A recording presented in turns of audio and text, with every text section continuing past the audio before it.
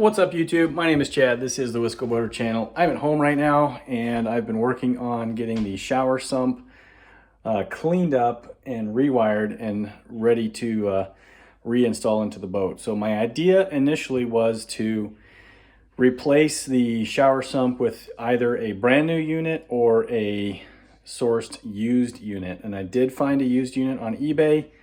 However, I decided not to use it, and here's why. This unit here is the new box. Well, new. This is the new used unit that I found on eBay. It's in really good shape. I was planning on using it, and then I kind of got to looking and thinking about the old original box, which is here. Now, you can obviously see some differences right away. The box that came out of the Regal has that fitting and that fitting. This box does not. So I could simply cut some holes on either side of this and source the fittings. If I tried to pull them out, I think they probably would either A, crack and break, or B, have residual silicone or glue on them that they may not seal well if trying to reuse them. Neither of those options I'm really all that comfortable with. So rather than cutting holes in the new used unit, which by the way has some weird glue, epoxy or something along this entire water inlet system, which the original does not have. So I'm a little bit suspect of that anyway. But I think rather than cutting the holes in this one and putting either moving the fittings or sourcing new fittings into this, I just clean this one up. And the only thing I really have to do is, you can see it's got a crack right there, and there's also a crack right there. That can be taken care of with some 3M marine adhesive or some epoxy or even super glue. And it's really above the water line of where the box empties anyway, so it's not really that big of a deal. So the main thing that I am using from this is the top. My top had a crack in it. The top that came with this one does not have a crack, so I am using the new top, new used top. And I just am going to, I took all the working the float switch and the bilge pump out of this, cleaned them all up. I will reinstall. The ones that came with this unit do not work. So really, the only benefit of buying this was to get a new top out of it. Unfortunately, it was only $24 I think on eBay. So, you know, $24 for a top, that's probably, probably paid too much just for the top, but that's all right. It was one piece that I did need, and they don't make this box anymore. So the only place you can source this kind of stuff is on eBay. So back to the original box that I'm going to reuse. I will take care of the crack there, the crack here, and then there looks like a hairline crack on this inlet fitting. I'll probably just put some epoxy over that. Actually, I may not even really worry about it. The thing with this box is, the reason I initially went to replace this is because I broke off the part of the fitting that connects to the hose. But I think I can probably find some sort of adapter to make it fit this 1.5 inch fitting here, which goes down to I think 1 1/8 inner diameter of the hose that connects to that port. So this is certainly reusable. I'll shore up these cracks and basically reinstall everything. But now let me get back over to the bilge and the float switch. I've got them wired up, and I'll show you how those work. Okay, so here's my setup in front of my sink in the kitchen here. I've got a bench power supply that has been wired up to the float switch, and then through the bilge pump, and then back to the power supply. So with everything turned on and operating as it should, the wiring here goes from the positive off of the power supply into the float switch, and then the other side of the float switch goes to the bilge pump, and then the negative from the bilge pump back to the power supply. So when I turn the power supply on, nothing happens because there's no the circuit is open at this point with the float switch still in the open position. So as soon as I close the switch in the float switch, the motor will then run. I'll hold on to this because there's a little bit of torque involved. So with the water rising, you get the pump to turn on, and then the water comes back down, pump shuts off. So that's all there is to it.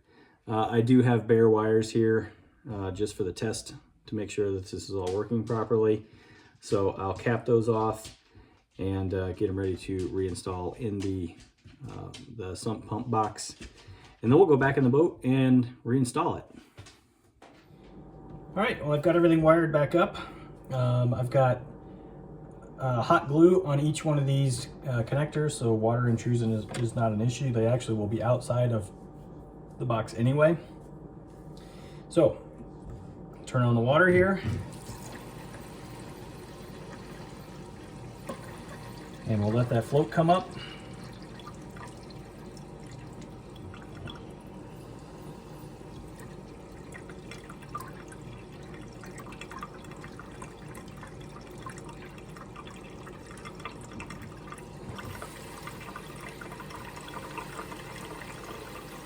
There's a little bit of water leaking out of the box, out of the bottom of the bilge pump, because there's no hose hooked up to it. So I'm going to turn on the water a little faster.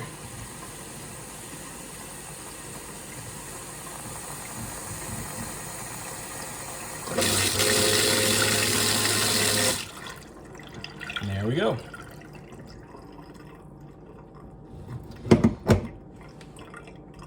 So everything wired up correctly. I'm going to let this dry, and I'll put the lid on it, and it's time to go back to the boat to reinstall it. Well, it's been a couple of weeks since I put the pump and the float switch back in and used some 3M 5200 adhesive. You can see it's filled that crack there and that one right down in there. It's cured, fully cured now. That stuff actually does take 7 days to fully cure. Okay, so I also put a little bit of 5200 on that crack on this fitting here. So now what I need to do is get the filter back in place, and it goes this way. And it just kind of squeezes in here. I'm gonna try to do this without opening that crack again, or maybe it goes this way, or cracking it in another spot. It just kind of goes in there like that, sits down, and then there's a little tray on this side that it sits down in. So the filter's in place. As mentioned before, I've got the wires here hot glued into these twist connectors, and that will keep water intrusion out, but they will actually be outside the box anyway. So they're gonna go right like that. Okay, and then I'm gonna take the lid. Okay, so the lid only goes on one way. There's a little tab in the seal right here that goes where the wires are to keep those pushed down. Okay, and then also this tab here sits on top of the filter to keep it from moving, which it should never move anyway. It's in there nice and tight, but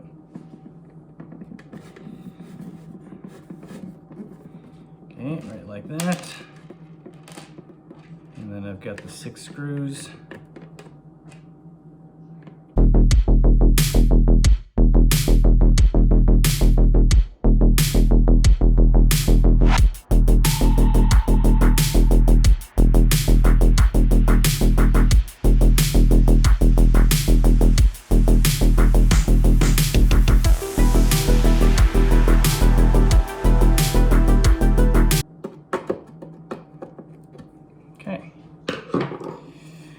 So the box is put back together, wires on the outside. I'm heading up to Sturgeon Bay today. Let's see if I can untangle these a little bit here. I'm going up Sturgeon Bay here in about, I'll probably leave in about 2 or 3 hours. And I'm gonna go straight to the boat before I go to some friend's house to stay the night tonight. And my plan is to get the other end of this hose off of the shower sump fitting, or off of the shower drain fitting. It's again old, and it's been on there for a long time. I'm going to have to use some heat to get that side off, so I'm going to bring the heat gun. This side I was able to get off after the temperature of this basically just came up to house temperature. But the boat's sitting at 55 degrees. Then I gotta find some new hose because I broke this one. And then once I get that put back in, then we'll reinstall this. So we'll see you up at the boat. Up on the boat, and I finally had success getting this hose off. I didn't video it. I just got here. I have a very limited amount of time to be here this afternoon, so didn't set the camera up, but a little bit of heat and this thing worked its way right off. But you can kind of see there's some ribs in there, and I think that that's probably what was keeping that from coming off.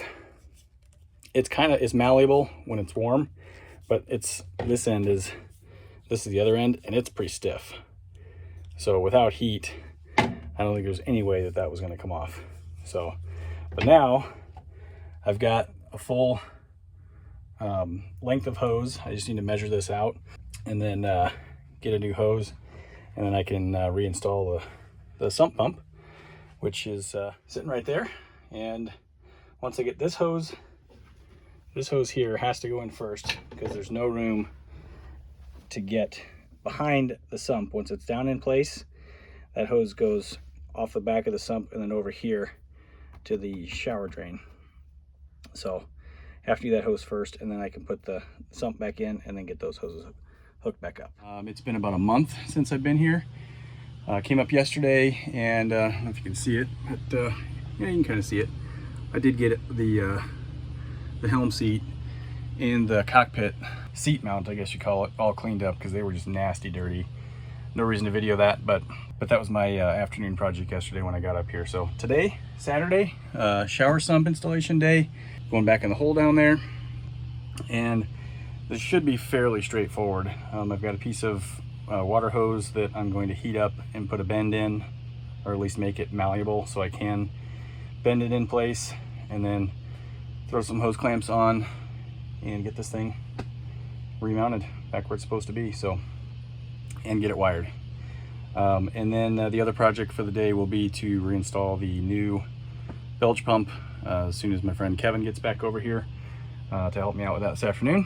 You saw him in the last video. He was the guy that was down in the bilge, and for whatever reason he's agreed to do it again, so we'll work on that later. So onto the shower sump. This is the piece of water pipe I'm going to work on heating up. We did heat it last night. You can see I got a little hot right there, but didn't burn through. So we use the propane torch, go outside and see if I can get this warmed up enough so I can bend it around the corner and then get it installed. I'm not going to film the heating of it because I got to go outside to do it. So I could do it in here, but I mean, there's somebody's outboard there, and you got fuel vents and a gas heater right up there. So I'm going to go outside and do this, and then come back inside, and hopefully it'll go in the boat fairly easily. All right, I'm going to try to work fairly fast here because this is nice and warm, and it will bend. So need to get this end up inside here onto this fitting, which may be more difficult than I thought, but I think I got it at least on the first barb.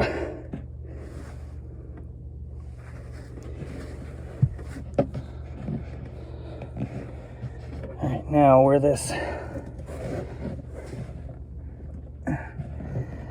routed and connects to the...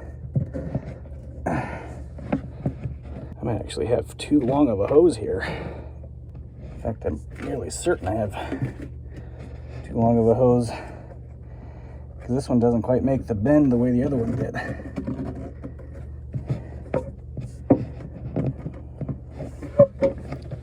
So I set this down in here.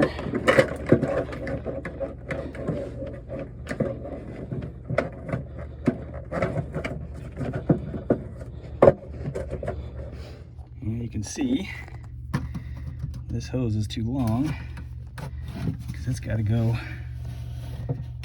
connect back there. So I'm gonna have to cut this hose a little bit. Of course, it's always something. Never easy as you think it's gonna be or want it to be. And actually, I think that's about where it's at before, because these hoses come up right like this.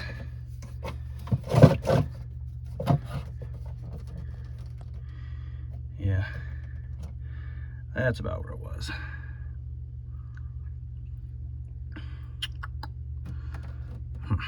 Okay, I'll figure this out. The shower sump is mounted. Got the clip mounts here and here, and the hose is clamped in on both sides. You can barely see it. That's as far as my camera will go down, but no kinks. So that line is good. Now I just need to hook up the remaining hoses here.